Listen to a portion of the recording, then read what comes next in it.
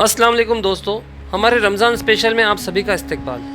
اللہ تعالیٰ نے مسلمانوں کو ایسے بے شمار سپہ سالاروں سے نوازا ہے جنہوں نے مختلف موقع پر مسلمانوں کو بڑی بڑی فتوحات ہمکنار کیا، جن میں خالد بن ولید رضی اللہ تعالیٰ عنہ، یوسف بن تشفین اور طارق بن زیاد، یوسف بن تشفین اور عامر تیمور کے نام بھی شامل ہیں۔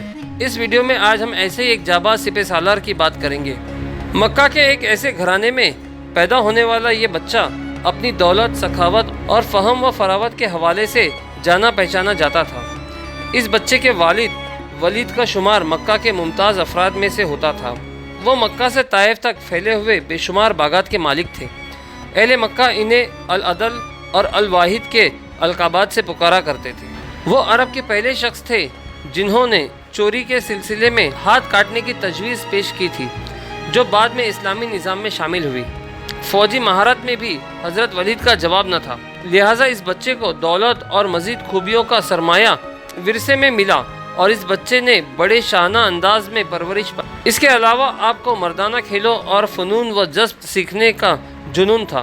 آپ نے بچپن میں ہی گھڑ سواری، تیر اندازی اور شمشیر زنی یعنی تلوار بازی سیکھ لی تھی۔ ان بے شمار صلاحیتوں کے مالک کا نام حضرت خالد بن ولید رضی اللہ تعالیٰ عنہ تھا۔ کھیل کا میدان ہو یا میدان جنگ، آپ رضی اللہ تعالیٰ عنہ اپنی مہارت سے کھیل کا پانسا اپنی طرف پلٹنے کے ماہر تھے۔ کہا جاتا ہے کہ حضرت خالد بن ولید رضی اللہ تعالیٰ عنہ نے کشتی میں بھی بڑے بڑے پہلوانوں کو پچھاڑا تھا۔ ایک بار مکہ میں کشتی کا مقابلہ ہو رہا تھا تو حضرت عمر فاروق رضی اللہ تعالیٰ عنہ، جن کا شمار شہر کے نامور کشتی لڑنے والوں میں ہوتا ہے، آپ رضی اللہ تعالیٰ عنہ مد مقابل تھے۔ دونوں ایک دوسرے کو پچھاڑنے کی بھرپور کوشش کر رہے تھے۔ مقابلہ کافی دیر تک جاری رہا اور فیصلہ نہیں ہو پا رہا تھا۔ اچانک حضرت خالد رضی اللہ تعالیٰ عنہ کا داؤں چل گیا۔ انہوں نے اپنے ماموزاد بھائی حضرت عمر فاروق رضی اللہ تعالیٰ عنہ کو اٹھا کر پٹک دیا، جس کی وجہ سے حضرت عمر کی پنڈلی کی ہڈی ٹوٹ گئی اور حضرت خالد بن ولید رضی اللہ تعالیٰ عنہ جیت گئے۔ قبول اسلام سے پہلے حضرت خالد بن ولید رضی اللہ تعالیٰ عنہ اسلام کے سخت مخالف تھے۔ جنگی حالات تجزیہ کرنے اور جنگی حکمت عملی میں آپ رضی اللہ تعالیٰ عنہ کو کمال حاصل۔ اسی ذہانت اور جنگی سوجھ بوجھ نے حضرت خالد بن ولید رضی اللہ تعالیٰ عنہ کو کچھ عرصے تک ایسی کشمکش میں مبتلا کر رکھا تھا، لیکن یہ سن 628 کے بہار کا موسم تھا۔ پودوں پر کلیاں پھول بن کر کھل گئی تھی، بازاروں میں رونقیں بڑھ رہی تھی کیونکہ حج کا زمانہ قریب آ رہا تھا۔ اس لیے عارضی دکانوں اور ٹھیلوں نے یہ چہل پہل اور بھی بڑھا دی تھی۔ لیکن عجیب بات تھی کہ اس بار بنی مخزوم کے بادشاہ حضرت خالد بن ولید رضی اللہ تعالیٰ عنہ کچھ کھوئے ہوئے تھے۔ وہ شہر میں ہونے والے جسمانی اور کھیل تماشوں کے مقابلوں سے بالکل لا تعلق تھے، جس میں وہ ہمیشہ سے حصہ لیتے آئے تھے۔ ان کی سوچ کا ماہوار اسلام کی ہر روز بڑھتی ہوئی طاقت تھی۔ حضرت خالد بن ولید رضی اللہ تعالیٰ عنہ سوچ رہے تھے کہ اب تک اسلام کے مخالفین نے مسلمانوں کو میدان جنگ میں 28 بار للکارا ہے، لیکن اپنی تمام تر ادبی برتری اور بہترین جنگی ساز و سامان کے باوجود بھی ذلت اٹھائی۔ ابھی آپ رضی اللہ تعالیٰ عنہ کے دماغ میں جنگ بدر کا مسئلہ ابھرنے لگتا، جن میں معمولی ساز و سامان کے ساتھ 313 مسلمانوں کی جماعت نے ابو جہل کے بڑے لشکر کو شکست دی تھی، تو کبھی جنگ احد میں مسلمانوں کی ثابت قدمی اور جان نثاری آنکھوں کے سامنے آنے لگی، تو کبھی حضرت خالد بن ولید رضی اللہ تعالیٰ عنہ چشم تصور میں مکہ کے ناقابل شکست پہلوان عسکر کو نبی کریم حضرت محمد مصطفیٰ صلی اللہ علیہ وسلم کے ہاتھوں خاک چاٹتے ہوئے دیکھتے۔ آپ رضی اللہ تعالیٰ عنہ کا ذہن بے سر و سامان مسلمانوں کی عظیم فتوحات کو سمجھنے سے بالکل قاصر تھا۔ کبھی کبھی آپ رضی اللہ تعالیٰ عنہ یہ سوچتے کہ کیا مسلمانوں کے ساتھ کوئی غیبی طاقت موجود ہے اور محمد مصطفیٰ صلی اللہ علیہ وسلم واقعی اللہ کے رسول ہے۔ اسی کشمکش میں کئی مہینوں کا وقت گزر گیا۔ صلح حدیبیہ کو 1 سال گزر چکا تھا۔ معاہدے کے مطابق نبی کریم صلی اللہ علیہ وسلم اپنے جان نثار کے ساتھ عمرہ کرنے کے لیے مکہ میں داخل ہوئے۔ حضرت خالد بن ولید رضی اللہ تعالیٰ عنہ الجھے ہوئے ذہن کے ساتھ مکہ سے نکل گئے تاکہ وہ شہر میں مسلمانوں کو داخل ہونے کا منظر اپنی آنکھوں سے نہ دیکھ سکے۔ مکہ میں 3 روز قیام کے دوران نبی کریم صلی اللہ علیہ وسلم نے حضرت خالد کے بڑے بھائی ولید سے فرمایا، افسوس خالد میرے پاس نہیں آیا، اگر وہ آتا تو ہم اس کا بھرپور استقبال کرتے۔ خالد جیسے بندے کو اسلام سے ہرگز دور نہیں رکھنا چاہیے۔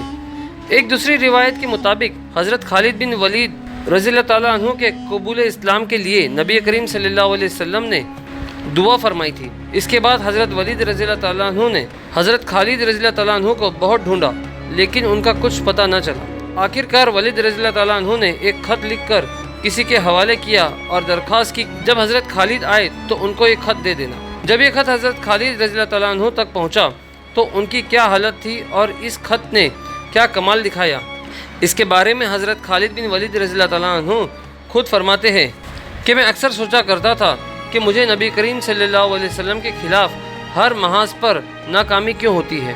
تو آہستہ آہستہ میرے دل میں یہ خیال بڑھتا چلا گیا کہ کوئی غیبی طاقت ہے جو میرے دل میں نبی کریم صلی اللہ علیہ وسلم کے لیے جگہ بنا رہی ہے۔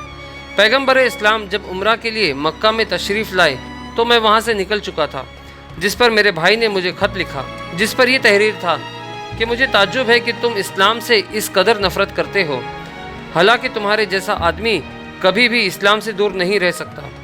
میرے بھائی، گمراہی کے اندھیرے سے نکل کر حق کی روشنی کی طرف چلے آؤ۔ خط پڑھ کر میرے دل کی حالت بدلی اور میں نبی کریم صلی اللہ علیہ وسلم کے حضور میں اسلام قبول کرنے کے لیے پہنچ گیا۔ اسلام لانے کے بعد حاکم شام کا مقابلہ کرنے کے لیے 3000 صحابہ کی فوج تیار ہوئی۔ اس فوج میں حضرت خالد بن ولید رضی اللہ تعالیٰ عنہ بھی شامل تھے۔ یہ بڑا ہی خون ریز معرکہ تھا۔ مخالفین 1 لاکھ کی تعداد میں تھے، جس میں مسلمانوں کا کافی جانی نقصان ہوا۔ اگلے روز اس لشکر کی کمان حضرت خالد بن ولید رضی اللہ تعالیٰ عنہ نے اپنے ہاتھوں میں لے لی اور اعلیٰ جنگی اصولوں پر اپنی تھوڑی سی فوج کو جمع کیا اور حاکم شام کی فوج کو تہس نہس کر کے فتح حاصل کی۔ صدیق اکبر رضی اللہ تعالیٰ عنہ کے دور خلافت میں حضرت خالد بن ولید رضی اللہ تعالیٰ عنہ کی زیر کمان مسلمانوں کا لشکر مختلف ممالک میں فتوحات اسلامی کے ڈنکے بجا رہا تھا اور اللہ تعالیٰ کی فتح و نصرت کے پرچم اٹھا رہا تھا۔ اسی سلسلے میں شہر ہیرا کے باغیوں کی شرارت اور عہد شکنی کی خبر پا کر حضرت خالد بن ولید نے شہر ہیرا کا رخ کیا۔ مظاہر اسلام کی خبر سنتے ہی اہل ہیرا اپنے قلعوں میں جا کر چھپ گئے۔ حضرت خالد بن ولید رضی اللہ تعالیٰ عنہ نے سب قلعوں کو چاروں طرف سے گھیر لیا اور کئی دنوں رات تک گھیرے رکھا اور لڑائی اس لیے نہ چھیڑی کہ شاید یہ لوگ راہ راست پر آ جائے، لیکن جب ان کی طرف سے کوئی تحریک نہ دکھی تو حضرت خالد نے حملہ کر کے شہر پر قبضہ کر لیا۔ قبضہ کرنے کے بعد عمرو بن وسیع، جو ایک نہائی بوڑھا شخص تھا، اپنے قلعے سے باہر آیا۔ مسلمانوں نے اسے حضرت خالد بن ولید رضی اللہ تعالیٰ عنہ کے سامنے پیش کیا۔ حضرت خالد نے عمرو بن وسیع کی طرف توجہ فرمائی اور پوچھا، تمہاری عمر کتنی ہے؟ عمرو نے جواب دیا کہ 100 سال۔ بوڑھے کے ساتھ جو خادم تھا، اس کے پاس سے زہر کی پڑیا نکلی۔ اس پر حضرت خالد نے پوچھا کہ زہر اپنے ساتھ کیوں لائے ہو؟ اس نے جواب دیا کہ اس خیال سے کہ اگر تم نے میری قوم کے ساتھ بھلائی کا سلوک نہ کیا تو میں اسے کھا کر مر جاؤں گا، تاکہ اپنی قوم کی ذلت و تباہی کو نہ دیکھ سکوں۔ حضرت خالد بن ولید نے پڑیا سے زہر نکال کر اپنی ہتھیلی پر رکھا اور اسے کہا کہ بے موت کوئی نہیں مرتا، اگر موت کا وقت نہ آیا ہو تو زہر بھی کچھ اثر نہیں کر سکتا۔ یہ کہہ کر حضرت خالد بن ولید نے بسم اللہ پڑھا اور زہر کھا لیا۔ اس بوڑھے نے خدا پر بھروسے کا یہ منظر دیکھا تو بہت حیران ہو گیا۔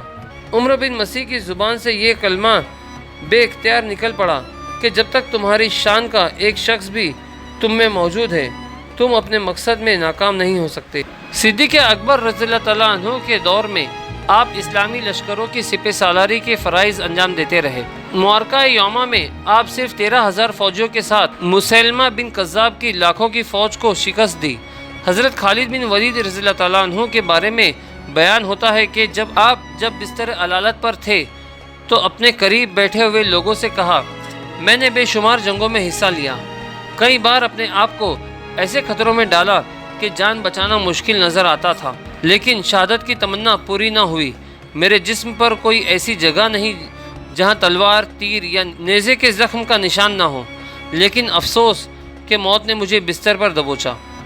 میدان جنگ میں شہادت نصیب نہ ہوئی۔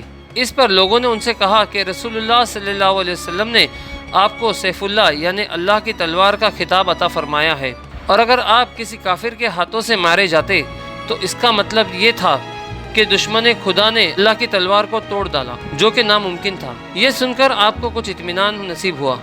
حضرت خالد نے جنگ احد سے حضرت عمر فاروق رضی اللہ تعالیٰ عنہ جتنی جنگیں لڑی، ان کی تعداد 41 ہے۔ ان جنگوں میں آپ نے ایک بھی جنگ نہیں ہاری۔ حضرت خالد بن ولید نے شام فتح کیا، حماس کو اپنا مسکن بنایا اور اسی شہر میں آپ نے 21ویں ہجری میں انتقال فرمایا۔ آپ کی وفات کی خبر جب شام سے مدینہ پہنچی تو مدینہ میں کوہرام مچ گیا۔ امیر المومنین حضرت عمر فاروق رضی اللہ تعالیٰ عنہ نے جب یہ خبر سنی تو آپ بھی آپ دیدہ ہو گئے اور اہل مدینہ سے فرمایا کہ اس خبر پر جو آنکھ رونا چاہتی ہے وہ آج رو لے کہ ابو سلیمان جیسے لوگوں پر رونے کا موقع پھر نہ ملے گا۔ حضرت خالد بن ولید رضی اللہ تعالیٰ عنہ کو جب قبر میں اتارا جا رہا تھا تب صحابہ رسول تو رو ہی رہے تھے۔ ان کا گھوڑا جس پر سوار ہو کر تمام جنگیں لڑی اس کی آنکھیں بھی اشک و بار تھی۔ ایک جانور کا اپنے سوار سپہ سالار اپنے مالک کی جدائی میں آنکھوں سے آنسو جاری ہونے کا منظر سب نے دیکھا، اور آخر میں دعا ہے کہ اللہ تعالی ہماری نوجوان نسل کو مسلم سپہ سالار کی زندگی سے سبق سیکھنے کی توفیق عطا فرمائے، آمین۔